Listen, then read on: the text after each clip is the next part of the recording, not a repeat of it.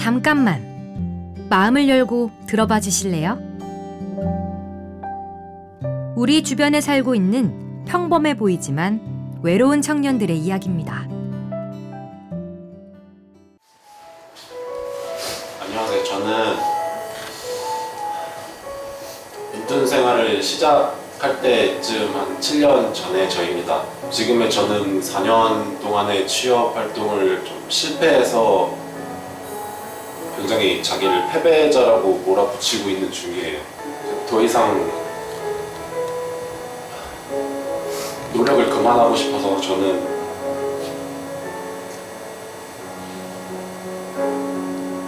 사진하고 제가 그려왔던 저 작업물 전부를 그냥 지워버렸고 30살이 되는 날 그냥 죽으려고 했었어요.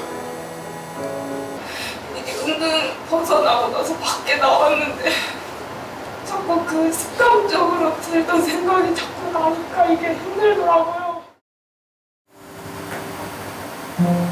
사회생활을 이제 너무 지쳐서 그것으로 이제 인간관계에 대해서 상처를 너무 받고 그런 관계에 대한 것에 너무 스트레스를 너무 많이 받고 있어서 아무도 만나고 싶지 않고 더 이상 상처받기 싫어서 그냥 혼자 있는 게 막 편했을 것 같아요. 지금도 그 방법을 사람들과 소통하는 방법이 잘 모르겠어요. 미래를 향해 달리던 중 한순간 고립이란 섬에 갇혀 삶의 시간이 멈춰버린 청년들. 그들은 지금 고립과 은둔에서 벗어나기 위해 작은 몸짓을 시작하고 있습니다.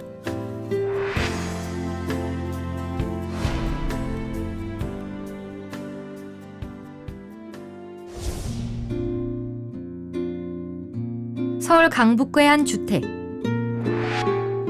이곳엔 고립과 은둔을 경험했던 청년들이 함께 살고 있습니다.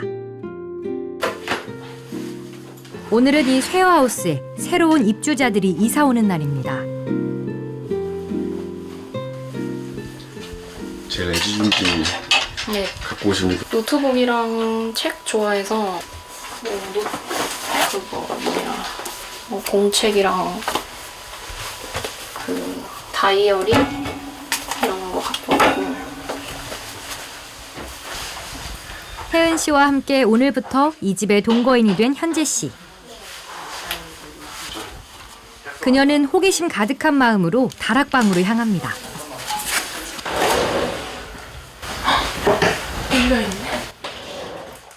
현재 씨는 왜 집을 떠나 쉐어하우스 입주를 결심했을까? 밖에 생활할 때는 정말 아무런 문제가 없어 보이고 사회생활도 잘하는 것 같다가도 어느 순간 마음이 힘들어지면 다시 방으로 기어 들어가게 되거든요. 제가 지금 가장 기대하는 건 그 재고립의 순환을 끊는 것, 더 이상 은둔하지 않는 것을 가장 기대하고 있습니다. 현재 씨는 이곳에서 특별히 기대하는 것이 또 있습니다. 다 같이 식사하는 게 저는 굉장히 기대가 돼요. 왜냐면 생각해보면 제가 평소에 식사를 어떻게 하냐면 식사 준비를 한 다음에 그릇을 책상 앞으로 옮겨서 컴퓨터로 유튜브 같은 걸 보면서 이게 영상에 집중하는 시간도 아니고 밥에 집중하는 시간도 아니고 진정한 의미의 식사 시간은 아니었던 것 같거든요. 남자들의 숙소인 쉐어하우스 B동에도 새로운 입주자들이 이사를 왔습니다. 한때 웹툰 작가를 꿈꿨던 준영 씨. 취업 실패로 은둔에 빠졌던 그는 고립의 반복을 피하기 위해 이곳에서의 생활을 선택했습니다. 오늘 입소하신 기분은 어떠세요? 아직 잘 모르겠어요. 현실 감각이 없어요.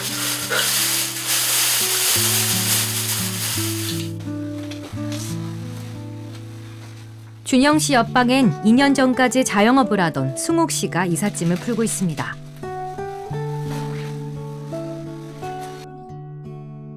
여기 오신 마음가짐 같은 게 있을까요? 어떻게 변하기보다는 그냥 평범하게 사는 게 꿈이죠. 평범하게 살고 다시 안 돌아가지 말아야겠다는 그런 마음가짐으로 열심히 한번 나아보도록 해야죠. 쉐어하우스의 터줏대감인 윤승 씨와 정배 씨. 그들은 걱정 반 설렘 반으로 새로운 동거인들을 기다리고 있습니다. 뭐 기대되는 건 그냥 사람들이랑 같이 그냥 뭔가를 하는 것 정도? 그냥 사람들이랑 같이 뭔가 하는 것만 해도 좀 즐겁거든요. 외롭지 않으니까.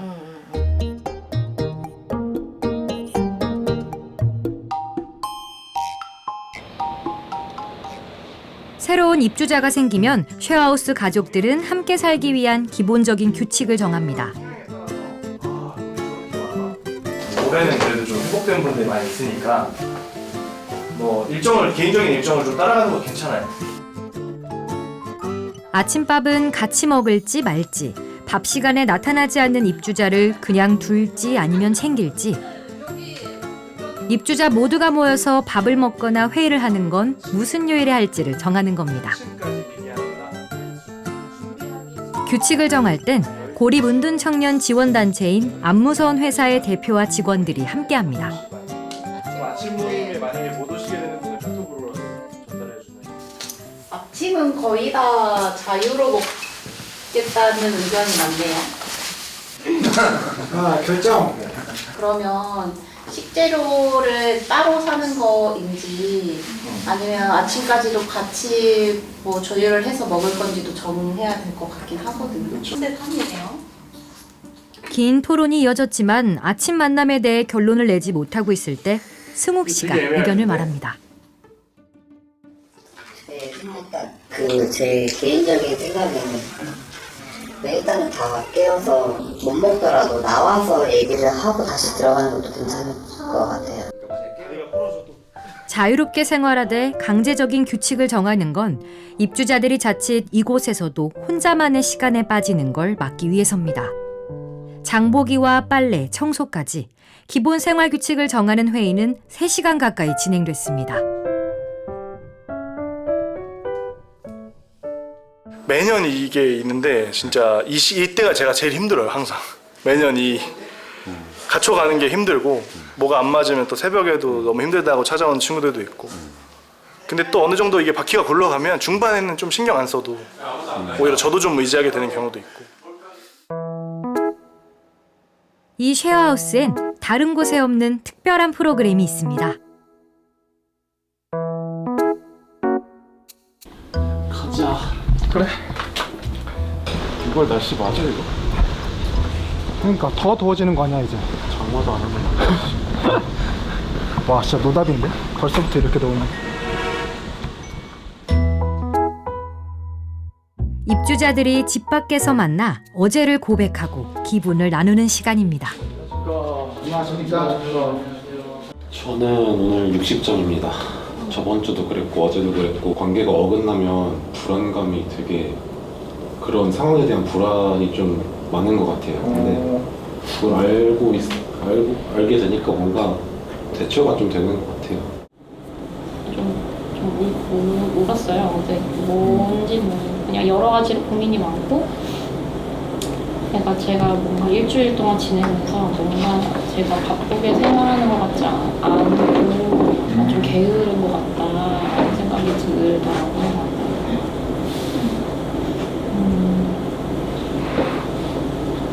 내가 지금 여기서 뭘 하고 있나라는 생각이 계속 들고. 혜은 씨의 고백이 이어지는 동안 대화에 참여한 사람들은 가만히 그녀의 얘기를 들어줍니다. 가족이 아닌 이들이 모여 감정을 나누는 이 시간의 의미는 뭘까요? 결국 고민이 있을 때 얘기하는 습관이 없는 사람들이 자기 혼자 감수하고 삭히고 이런 게 오랫동안 자리 잡았기 때문에 자기 얘기를 일상적으로 하는 연습이 사실 가장 주된 목표고요. 고립 청년들이 일상 회복을 위해 함께하는 또 다른 활동은 요리입니다. 고립 청년들은 대부분 은둔하는 동안 폭식과 단식을 반복하거나 끼니를 대충 때우는 일이 많은데 그 습관을 고치기 위한 활동입니다. 간장 꼭 안 넣어도 되긴 해요, 근데 사실. 간장 넣으면 약간 텁텁해지거든요. 신선한 재료로 음식을 만들고 나눠 먹는 것. 그 평범한 일이 자신을 돌보는 첫걸음이 됩니다. 인생 첫 번째 요리? 그냥 여기서 다 하는 게 다 첫 번째 요리라서 생각보다는 쉬운 것 같아요. 어렵다고 느껴졌는데. 혜은 씨의 인생 첫 요리 오이무침. 정배 씨가 만든 소고기 볶음. 준영 씨가 만든 감자 볶음으로 차려진 밥상. 잘 먹겠습니다. 따뜻한 음식을 나눠 먹으면서 그들은 타인과 마음 나누는 연습도 합니다. 안 내면 진다. 가위가위보. 나이스. 잠깐만, 우리 둘 중에 한 명. 난 일단 빠졌어. 나 이거 살았다. 물론 뭐 완벽히 가족이 되긴 힘들겠지만 초반에는 조금 동료가 필요하다. 어쨌든 사회적 그 지지 체계가 많고 견고할수록 고립되지 않는 거니까.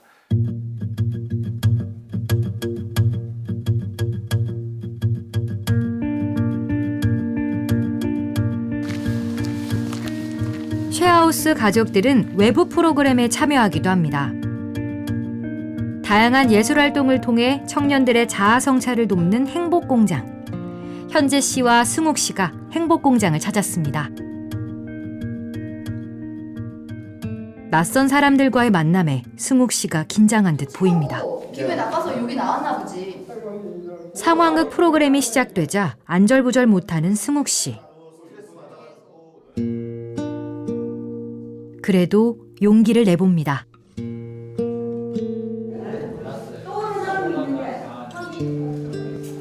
가업을 물려받으라고 강요했던 아버지. 제가 뭘 좋아하는지 뭘 하고 싶은지 한마디로 조금 물어본 적 없다.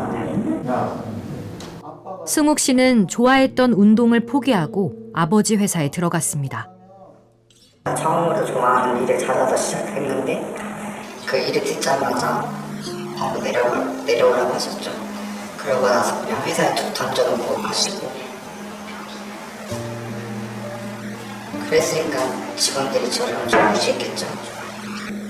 처음에 원망을 많이 했어요. 원망도 많이 하고 나중에는 제 탓을 하게 되더라고요. 결국 승욱 씨는 회사 안 작은 골방에 들어가 삶의 시간을 멈췄습니다. 이제는 그냥 저 좀 놔주세요. 저는 제가 하고 싶은 걸 하면서 행복하게 살고 싶고 벗어나고 싶습니다.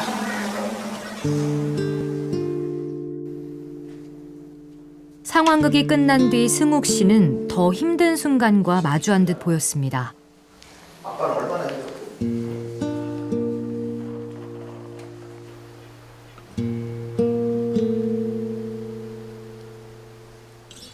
승욱 씨는 다시 혼자만의 시간 속으로 빠져들었습니다.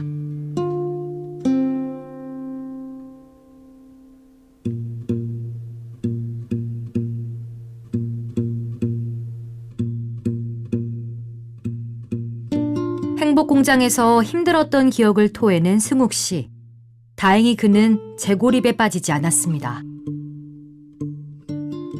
돌아오면 반겨줄 사람들이 있다는 사실도 잊지 않았습니다.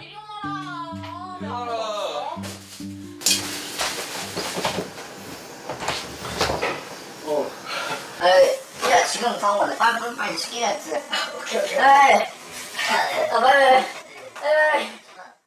승욱 씨가 사온 피자 덕분에 번개 모임이 시작됐습니다. 그리고 승욱 씨는 행복공장에서의 경험을 말합니다. 너무 두려웠어요, 진짜 처음에. 근데 거기서 이제 프로그램 하고 가는데 혼자인데 생각이 많이 돼서 너무 편안했어요.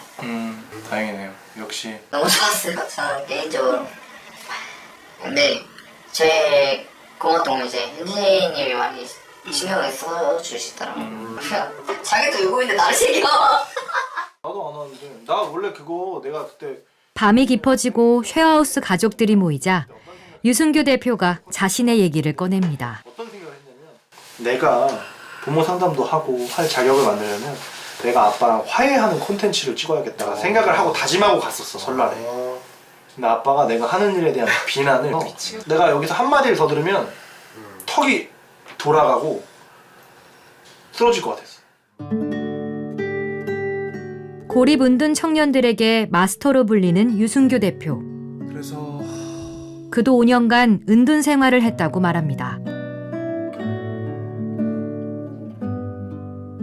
긴 방황 끝에 은둔에서 빠져나온 그는 은둔을 스펙으로 고립 은둔 청년을 돕는 회사를 차렸습니다. 그렇다면 우리 사회 고립 은둔 청년은 얼마나 될까? 보건복지부와 보건사회연구원 조사에 따르면 지난 2021년 기준 54만 명에 달하는 걸로 추정됩니다.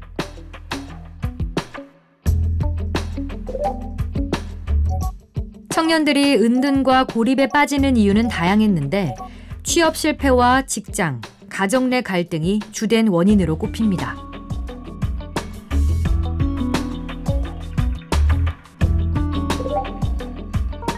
은둔 기간 중엔 TV 시청이나 온라인 활동이 많았지만 드물게 취업이나 취미 생활을 하는 경우도 있었습니다.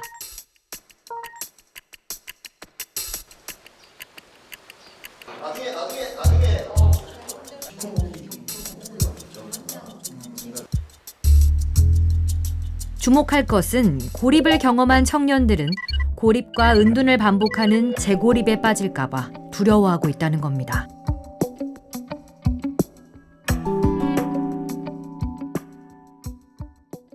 청년들이 고립되는 이유는 굉장히 복합적입니다. 여러 가지 실패를 누적한 결과로 고립되는 경우가 많은데요.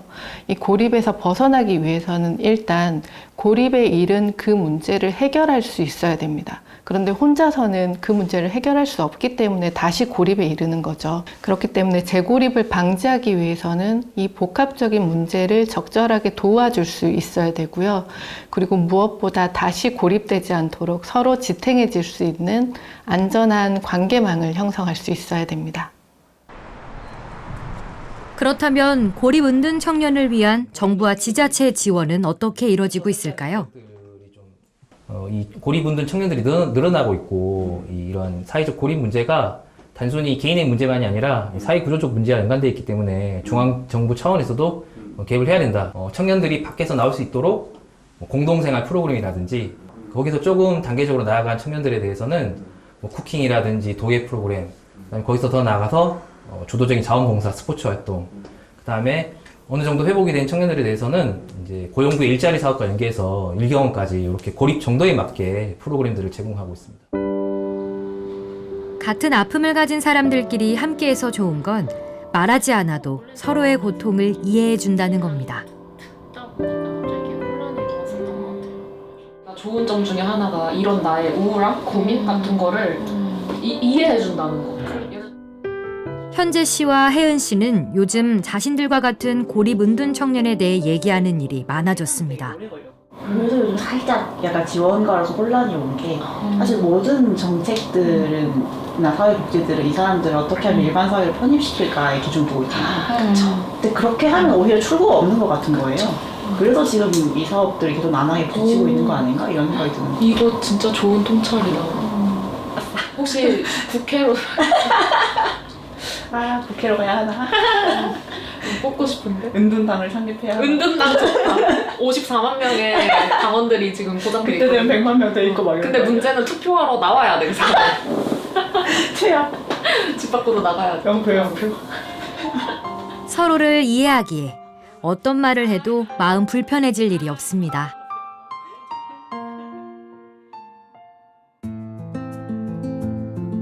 하지만 함께 사는 동안 좋은 일만 있는 건 아닙니다. 갈등이 폭발하기도 합니다. 유난히 더웠던 여름밤.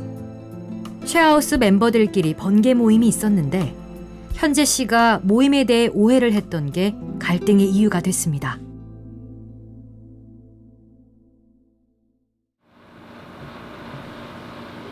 지난밤 일은 잘 해결됐을까?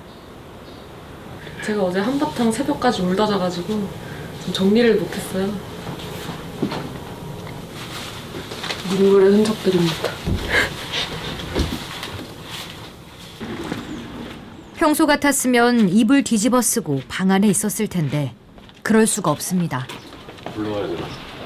어색함을 참을 수 없었던 현재 씨가 먼저 입을 엽니다. 나는 사실 싸웠다고 생각 안 했는데 승부는 싸웠다고 생각했어. 아니 근데 그 정도면 싸운 거 맞나? 제 3자 입장에서 싸웠어요. 싸웠나 봐요. 저 싸웠어요. 미치겠다 진짜. 어제를 고백하고 기분을 나누는 시간. 저는 3점입니다. 3점. 많이 떨어졌네. 새벽 늦게 울다 잠들었어요. 깨고 나서 또 울었어요. 이유를 모르겠어요. 그러니까 자꾸 외로운데 그 외로움이 어디서 오는 건지 이걸 어떻게 해소해야 되는지 그 방법을 모르겠어요. 어젯밤 일로 다른 사람들의 마음도 복잡합니다. 오늘 38점이에요. 잠을 거의 못 잤어요. 어제는 진짜 거의 되게 과부하가 올 정도로 대화를 많이 한 것 같은데 너무 많은 게 들어와서 좀 힘들기는 좀 같습니다. 외로운 말씀하셨는데 저도 공감이 갑니다. 그런 조용함을 못 견뎌요. 사실. 그래서 생활선으로 항상 그래서 짱구를 틀어놓고 그랬던 건데 현재 씨가 어젯밤 화를 낸 것에 대해 사과합니다. 사실은 입주자들을 가족처럼 생각했다고. 그래서 기대고 싶었는데 외톨이가 된 것 같아서 화가 났다고 고백합니다.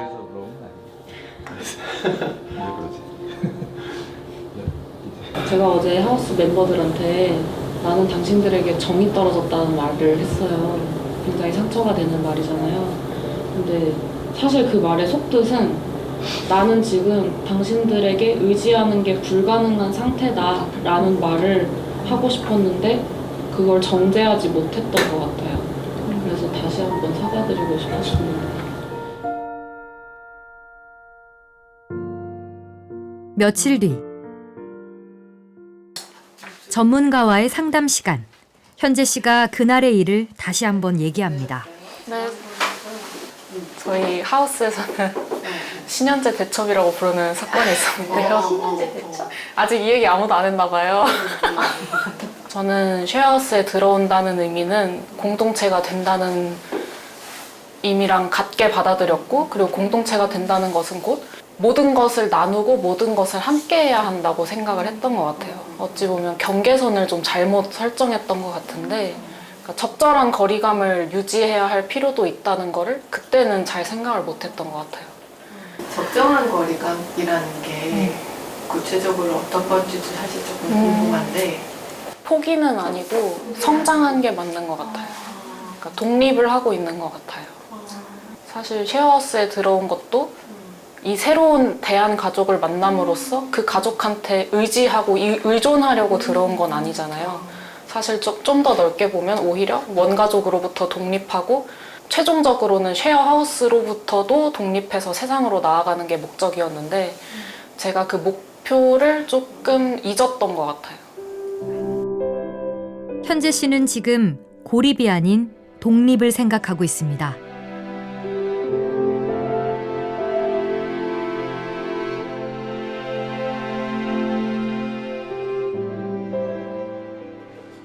쉐어하우스 가족들이 상황극에 도전합니다. 하지만 인생이란 무대에서 저마다 주인공이 되기 위한 연습은 쉽지 않습니다. 아니 쉐어하우스에 들어왔는데 왜 자꾸 본가를 가는 거예요? 왜 자꾸 나를 혼자 두는 거야? 아이고 나도 개인 사생활이 있고 나도 집에 가서 또 할 일도 있고 그러니까 뭐 집에 가는 거지. 집에 가는 건 뭐 내 자유 아닌가? 지금 뭐라고 했어? 멍이야. 긴 고립과 은둔 탓에 타인과 감정을 나누는 일도 자신을 바라보는 일도 힘들기만 합니다. 하지만 이제 말하려고 합니다. 방문을 열면 언제든 소통할 수 있는 사람들이 있기 때문입니다. 근데 나도 외로운데 어떻게 해주면 안 될까? 뭐 내가 뭐 어떻게 해줄 나도 잘 모르겠는데 너가 외로우면 같이 얘기 들어주고 그렇게 해보도록 나도 노력을 할게. 예. 잘 갈등이 좀 해결된 것 같습니다. 고립 청년들에게 가장 힘든 건 은둔 시절 자신을 바라보는 겁니다. 하지만 외면할 수 없기에 아픈 기억과 마주해봅니다. 나는 어렸을 때부터 순규라는 이름이 어색했어. 왜 그랬는지는 잘 모르겠는데 지금도 사실 내 이름이 너무 어색해. 너랑 조금 더 친하게 지냈어야 되는 것 같은데 내가 나를 잘 모르겠다. 안녕하세요. 저는 은둔 생활을 시작할 때쯤 한 7년 전의 저입니다. 지금의 저는 4년 동안의 취업 활동을 좀 실패해서 굉장히 자기를 패배자라고 몰아붙이고 있는 중이에요. 더 이상 노력을 그만하고 싶어서 저는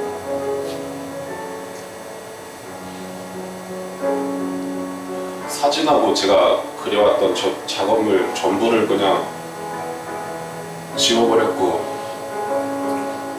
30살이 되는 날 그냥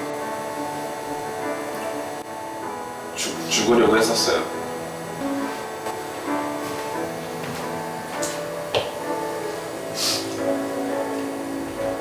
안녕하세요. 저는 지금 현재의 저입니다. 나는 지금 프로그램 하면서 밤새 돌아다니는 것도 너무 재밌고 쉐어하우스 생활도 너무 재밌어. 결국 너가 못 죽은 이유도 사람 때문이었잖아. 그럼 좀 주변에 도움 좀 청하고 7년이나 시간을 그냥 아무것도 없이 보내버린 거 너무 늦게 나온 것 같다고.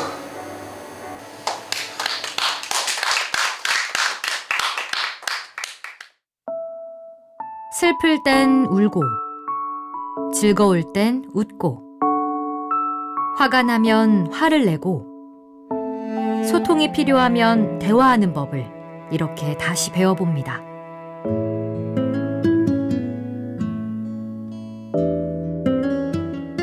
함께 살기 시작한 지 3개월째, 쉐어하우스 가족들에겐 작은 변화가 생겼습니다. 지금 저도 자신감이 제가 볼 땐 몇 달 전보다는 조금 올라왔거든요. 이렇게 많은 말을 하는 거 보면은 좀 변한 것 같기도 해요, 저도.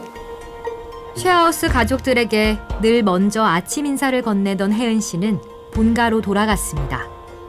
그리고 은둔 고수가 되기 위한 공부를 시작했습니다.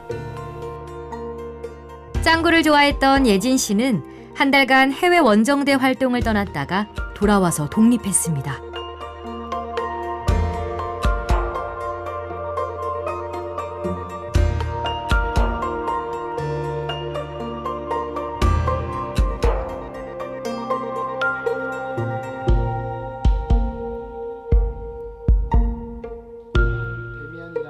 정배 씨는 과거엔 몰랐던 자신의 모습을 찾아가고 있습니다.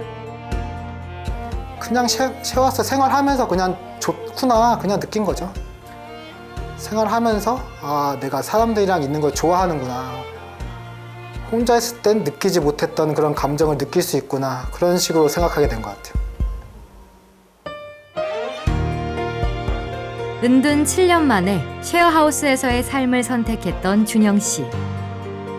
그는 요즘 소통의 즐거움을 느끼고 있습니다. 진짜 많이 내려놨어요. 네.